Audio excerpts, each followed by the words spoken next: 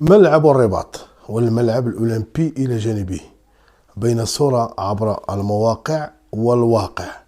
هذه الصورة هذه هي اللي قدمها المغرب على أساس أنها الصورة هي اللي قدمها المغرب على أساس أنها صورة ملعب مولاي عبد الله بالرباط، وإلى جانبه المركب الرياضي أو الملعب الأولمبي ليحتضن مباراة المنتخب التونسي.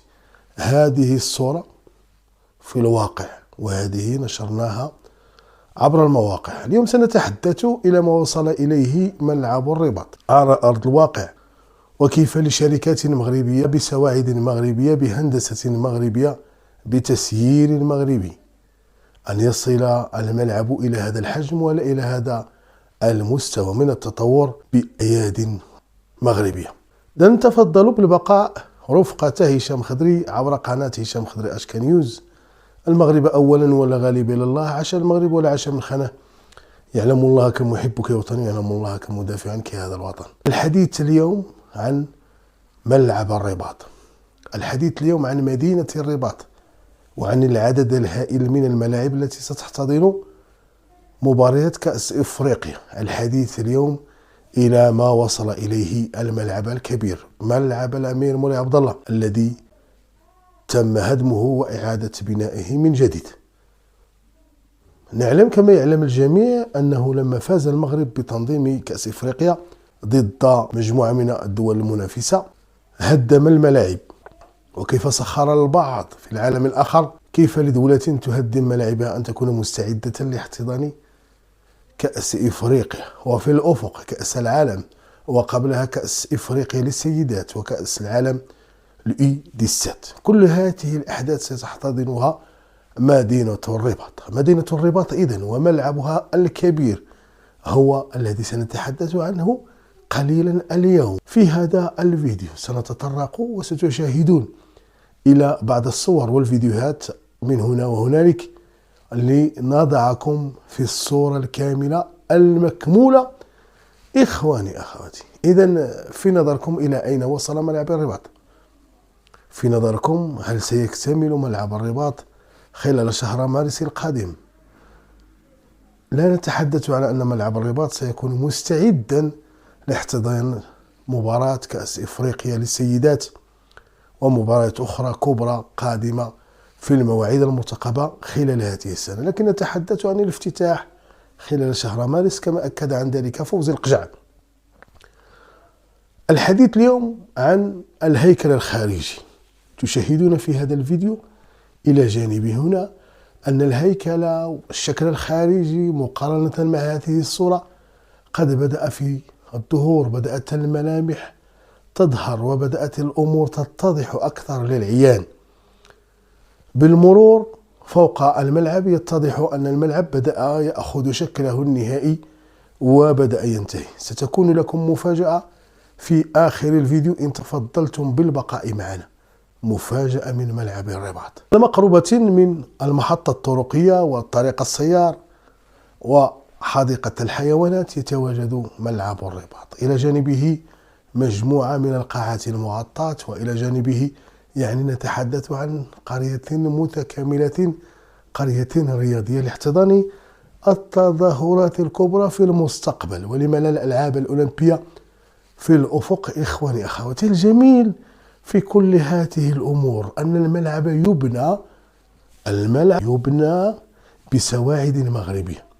أزيد من 3400 عامل، مهندسين، تقنيين، سائق الجرارات، سائق الرافعات، الكهربائيين، الكل يشتغل، المسؤولين عن الاتصالات، المسؤولين عن تركيب الكاميرات، المسؤولين على العشب، المسؤولين على مجموعة من المرافق. إخواني أخواتي، ما يعطينا إلا أننا نفتخر بأن لنا عمال، وما يجعلنا إلا أن نفتخر باليد المغربية. لكن المغاربة كما قلتها وأعيدها عندما أرادوا أن ينقذوا طفل ريان رحمة الله عليه حركوا جبلا من مكانه لاستخراج جثمانه الطاهر. المغاربة إن أرادوا تحريك جبلا حركوه. المغاربة حجرهم قوي وشأنهم وسط الأمم وهمتهم لها ولهم شأن يعتمد عليه ولهم كاريزما. إذن للحديث عن مدينة الرباط وملاعبها لابد من التطرق إلى فوزي القجع. السيد فوزي القجع وهو رئيس الجامعة الملكية، عضو دائرة داخل الاتحاد الإفريقي وعضو داخل المكتب التنفيذي للفيفا. القيمة المضافة التي أعطاها فوزي القجع بالنسبة للكرة المغربية وأن المنتخبات اليوم، نحن نتحدث أنه رئيس الجامعة فهو المسؤول الأول على المنتخبات.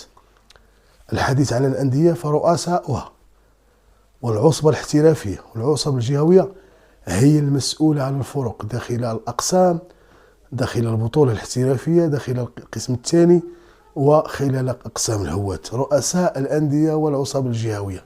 لكن عندما نتحدث عن الجامعة الملكية المغربية فنحن نتحدث عن تأهيل الملاعب وتأهيل الأرضيات وتأهيل كل ما يحتاجه المنتخب الوطني. فوزي القجع كان قد قال في إحدى خرجاته الإعلامية ولقاءاته الإعلامية بأن ملعب الرباط سيكون جاهزا خلال إحدى المقابلات في شهر مارس من عام 2025 لاستقبال مباراة إقصائيات كأس العالم بالنسبة للمغرب.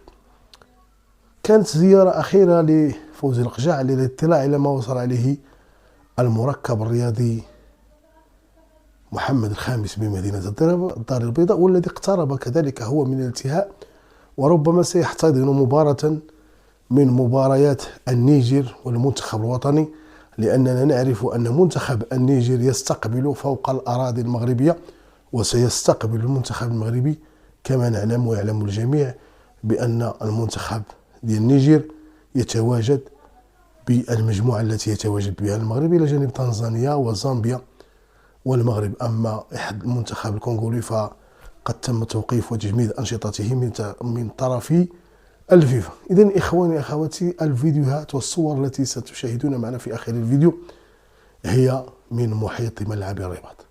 ملعب الرباط نتمنى للجميع ونتمنى لأنفسنا حضور إحدى مباريات المنتخب الوطني أو إحدى المباريات التي ستقام على هذا الملعب، هذه التحفة الفنية، هذه التحفة الرياضية التي ستبقى خالدة وشاهدة على ما قاموا به المغاربة في أقل من 18 شهرا. هدموا ملعبا وبنوه من جديد، ملعب ذكي بمواصفة عالمية.